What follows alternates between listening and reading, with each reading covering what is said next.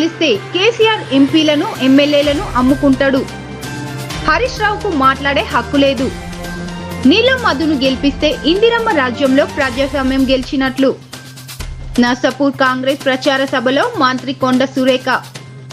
1,00,000 కోట్లు అప్పు చేసిన గనుడు కేసీఆర్. మైనంపల్లి హనుమంతరావు.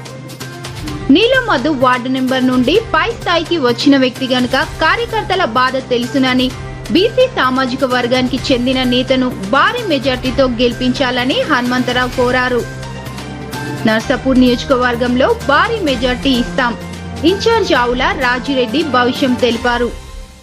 మెదక్ పార్లమెంట్ కాంగ్రెస్ అభ్యర్థిగా బరిలో నిలవడం పూర్వజన్మ సుకృతమని నీలం మధు పేర్కొన్నారు. ఈ కార్యక్రమంలో industrial corporation chairman Sangareddy DCC అధ్యక్షులు నిర్మలా జగ్గారెడ్డి, మెదక్ జిల్లా డీసీసీ అధ్యక్షులు ఆంజనేయులు గౌడ్, రవీందర్ రెడ్డి, సుభాష్ని, జిల్లా కాంగ్రెస్, బ్లాక్ కాంగ్రెస్, మండల కాంగ్రెస్, ఎంపీపీ సర్పంచ్లు, కార్యకర్తలు పాల్గొన్నారు.